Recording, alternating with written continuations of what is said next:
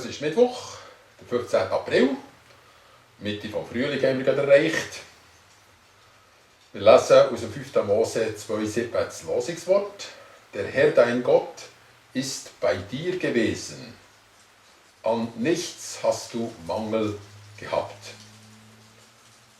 Und der Paulus sagt im Lehrtext 2. Korinther 6, 4 und 10: In allem erweisen wir uns als Diener Gottes, in großer Geduld, in Bedrängnissen, in Nöten, in Ängsten, als die Traurigen, aber allezeit fröhlich, als die Armen, aber die doch viele reich machen, als die nichts haben und doch alles haben.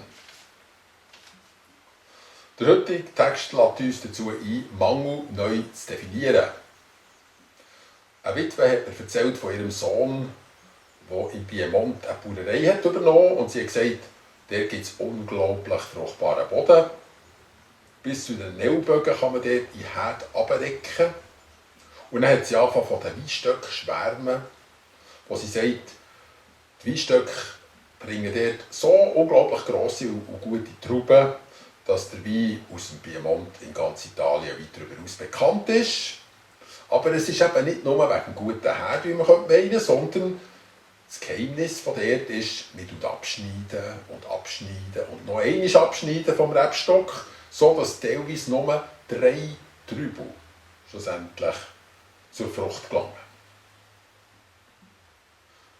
Was wir als Mangel empfinden, das ist Gottesdienst in unserem Leben. Und wie in aller Welt soll das gehen? Wie kann man das überhaupt verstehen? Gott fördert uns doch durch seinen Vorschuss, den er gibt, durch seine Vorsehung, durch seine Güte. Er ist ein schenkender Gott, nicht ein beraubender Gott. Er schuldet uns sogar flächendeckend aufgrund von seinen Verheißungen, dass für uns vorgesorgt ist, wenn wir in etwas Neues hineingehen. Und so sind wir halt hier und da ein bisschen am Haken an, wenn es anders läuft. Was wir haben oder eben nicht haben, wie es dann ist und wie wir es empfinden, das sind 2 Paar Schuhe. Nehmen wir ein Beispiel. Mose in Israel. Gott ist bei dir gewesen. Das sagt der Mose im Volk Israel, obschon alle, die über 20 waren, in diesen 40 Wüstenjahren gestorben sind. Alle, die beim Durchzug im Roten Meer ins Erwachsenenalter sind gekommen, dann haben wir es so definiert, die haben das Land nicht mehr gesehen. Das heisst, rechts und links von diesem Zug von Israel durch die Wüste hat es immer Gräber gegeben. Er sagt das, obschon es immer das gleiche Menü gegeben hat. Er sagt das, obschon es Plagen gegeben hat, Aufstände, Aufruhr, sogar Kriege. Alles ist aber immer rechtzeitig gekommen, sagt der Mose. Wenn es musste sein, ist das Wasser aus dem Fels gekommen. Manna ist aus dem heiteren Himmel gekommen. Der Sieg ist dadurch gekommen, dass der Mose, gestützt auf Aaron und Hur, seine Arme erhoben hat, vis-à-vis von Amalek. Und sogar die Endgegner, die wilden Völker, die am Jordan, im Ostjordanland gelebt haben, haben Israel müssen durchziehen, weil sie verloren haben im Krieg. Es gibt also 2 Versionen von dieser Geschichte. Man sagt doch, es gibt zweierlei Leute. Für die einen ist das Glas halb voll, für die anderen ist das Glas halb leer. Denen sagt man Optimisten, denen sagt man Pessimisten. Und jetzt gibt es auch noch so Radikale. Es gibt solche, die sagen, nein, das Glas ist überhaupt leer. Wir haben zu viel verloren. Es hat uns zu viel schwer getan. Wir haben ja unsere ganzen Vorfahren verloren in der Wüste. Und dann gibt es solche, die sagen, ja nein, das Glas ist ganz voll. Wir haben nie Mangel gehabt. So einer ist der Mose, und vielleicht gehört ihr auch zu dem. Schmerz kann eben blind machen. Vor allem, wenn man eine ganze Generation oder sogar 2 hat einbüssen musste. Aber es hätte nicht anders sein können. Weil es ist ja der Unglaube, den Gott hat beseitigt. Ohne die Veränderung, der sehr tiefgreifend war, sehr einschneidend im wörtlichen Sinn, hat es die Frucht vom Vertrauen gar nicht geben können. Und sie wären vergeblich nach 40 Jahren am Jordan gestanden. Sie hätten den Glauben nicht gehabt, für Jericho zu erobern. Es ist ganz so, wie Jesus gesagt hat, in seinem Gleichnis vom Rebstock. Der Vater ist der Weingärtner. Er muss schneiden und schneiden und schneiden, wie im Piemont. Und so entstehen die guten Früchte, die guten Reben. All das, was ich jetzt schildere, kommt für mich ein bisschen zusammen in dem, was ich sage, der Paulus-Effekt. In der Zeit von meinem Studium habe ich den 2. Korintherbrief studiert wie kein anderer, auch ein bisschen aus biografischen Gründen. Es ist mir dann sehr schlecht gegangen, sehr viele Anfechtungen gehabt, fast nicht durchgekommen durch das herausfordernde Theologiestudium. So ist es mein Lieblingsbrief geworden. Und ich habe herausgefunden, der Paulus sagt eigentlich, am besten ist es für uns, wenn wir schwach sind, wenn wir mittellos sind, wenn wir mit dem Rücken zur Wand sind. Und dann gibt es plötzlich Versorgung von oben. Die Türen tun sich auf, die Regie kommt von oben.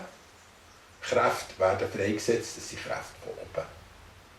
Und das ist für uns nur ein Vorteil. Warum? So können wir uns als Gottes Diener erweisen. Anders wäre es ja nicht möglich. Man kann mit Gott nicht unterwegs sein, ohne eben sein Diener zu sein.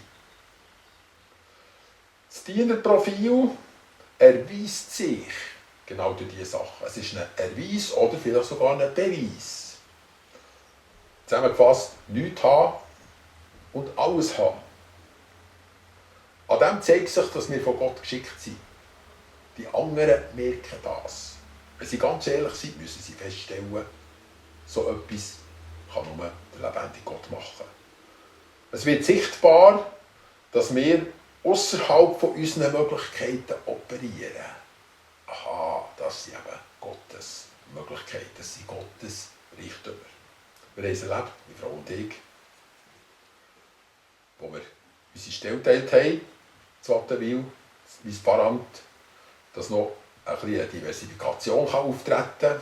Eine zweite Person hier auch mitarbeitet. Eine Pfarrerin war sehr gut für das Ganze von der Gemeinde. Ist es für mich ein Glaubensschritt gewesen, weil ich wusste, wir werden eng reinkommen, mit 8 Kindern, in der Zeit, wo der Kanton Bern vor allem auch bei den grossen Familien gespart hat. Und so war es. Einmal am Ende des Jahres haben wir gemerkt, es fehlen am Schluss in der Endabrechnung 10'000 Franken, viel Geld. Wo nehmen und nicht stellen? Ja, eben, wir weiss anfangen, auch ein bisschen aus dem 2. Korintherbrief, da gibt es ja einen Versorger, der sich dann erweist, was nötig ist. So haben wir es gemacht und gleich darauf habe ich geträumt. Jemand war an der Tür, haben wir ein Kuvert abgegeben, drinnen waren 10 Geldnoten mit einem Elefant getroffen. Ich dachte, aha, wird mich jemand aus Afrika oder Indien unterstützen? Nein, das wird es auch nicht sein, sondern es geht einfach um so ein bisschen Elefantenbeiträge. Gleich darauf hat es wirklich die Leute an der Tür. Wir waren am Mittagessen, meine Frau geht raus. Ich höre sie mit der Mannenstimme reden. Gleich kommt sie wieder rein.